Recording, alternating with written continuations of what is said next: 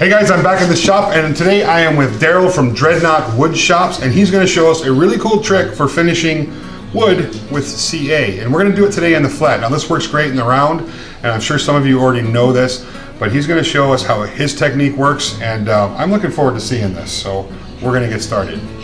Are you ready? Yep. Okay. All set. He's ready. Let's do this thing.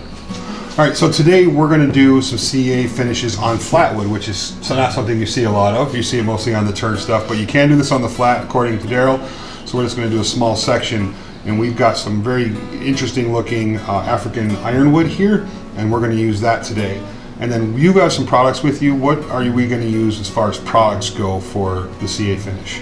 Okay, I'm going to be using some Starbond CA. We're going to use the Super Fast Thin, and we're going to use a little bit of activator.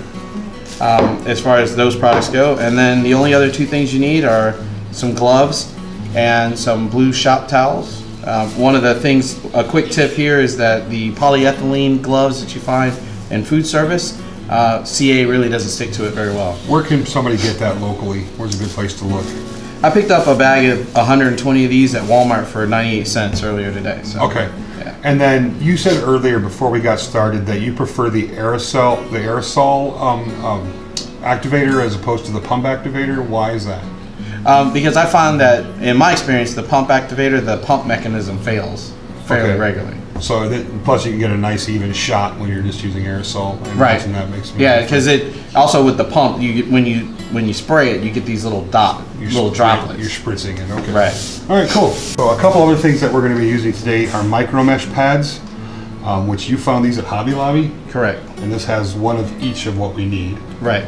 Okay. And then I went outside and got some fancy rain barrel water. So we're using fancy water today.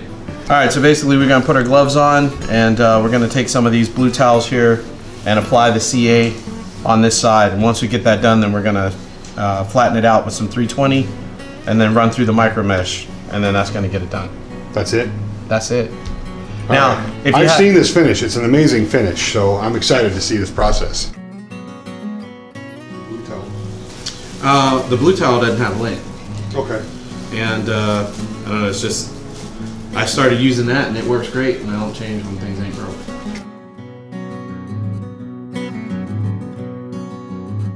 I just mentioned that you only have so much time, so if you're going to do a larger section, you want to do it in sections. Okay. Also, if you have a wood that's oily or you got some kind of issue with it, you can spritz it after that first coat with a little bit of activator, and that'll lock it up and allow you to keep going. So I'm just going to keep on moving here.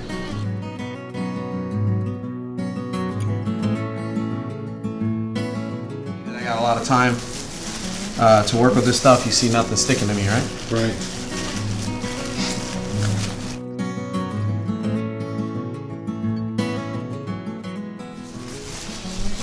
Five.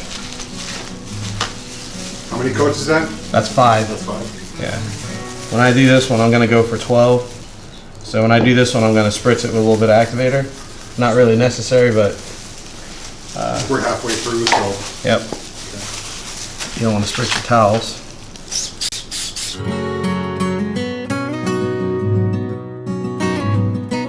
Looks like a high build lacquer at this point. Yeah. It's really cool. I have enough time. I could have did a bigger section, but I mean, you know. So you could do small boxes, ring boxes, yep, keepsakes. I mean, really, you could do a larger project if you had patience enough to do it off in sections, like you said. Yeah, I've done some pretty big on the lathe. Even I've done some pretty big hollow forms with CA.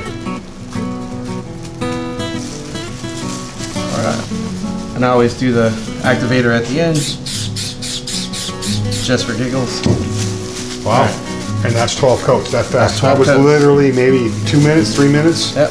You went right through it that quick. Cool. There's your fancy rainwater. Yep. There it is. So do you give it any time to dry now? You wait half an hour or anything? Nope. I wait until it's dry to touch, which it is. You can go ahead and check that out. Yep. I got water on my hands. It's fine. We're gonna put water on it right now. So you're going to sand that with 320 now? Yeah, I'm gonna wet sand it with 320. And basically all I'm gonna do is, there's some little ridges in there.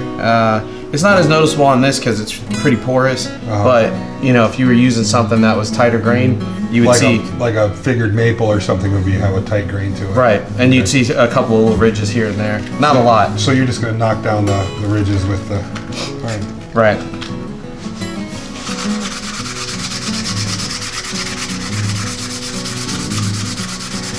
Basically, just flatten it out a little bit. That's all you got to do. Oh,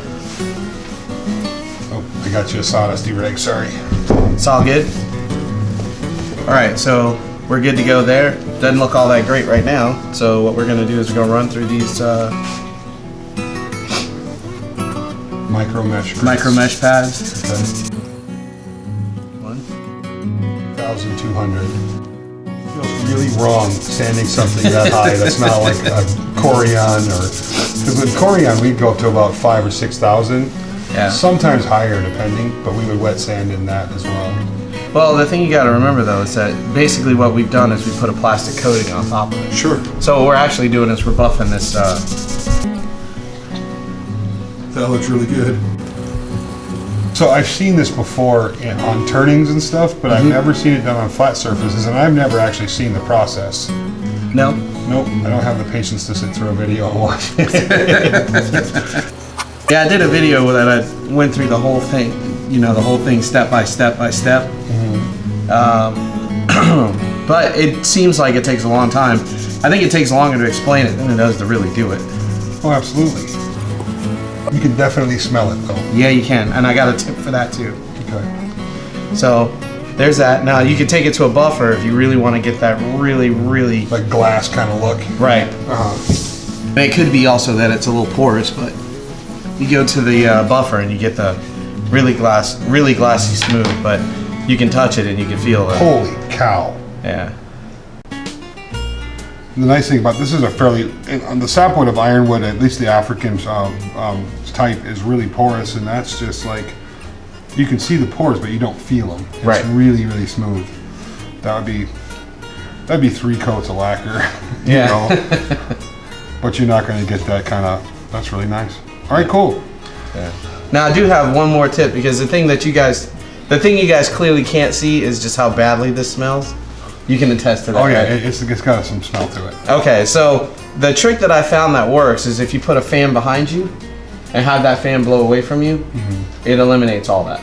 Oh, okay. It sounds super simple, and I don't know exactly how it works. I have a fan over the chicken brooding pen. I could have brought that in. Yeah, I didn't think about that ahead of time. The chickens wouldn't like you very much. Yeah, but that'll take care of it. So for small box, ring boxes, turnings, I mean, you could even do that on a pretty good sized box, you know, like a gift box or something. That would be absolutely awesome. Yeah, and I can tell you that the finish is pretty sturdy.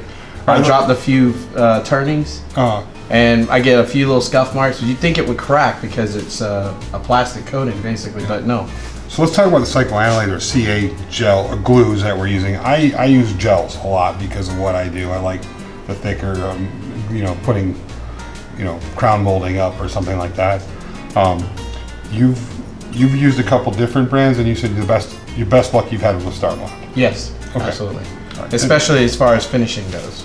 Okay, and that's good to know because different glues have different chemical makeups.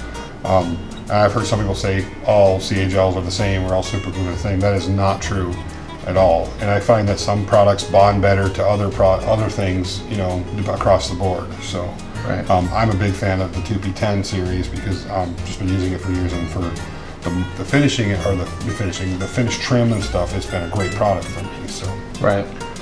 that looks great. Awesome. Thank you very much. Thank you.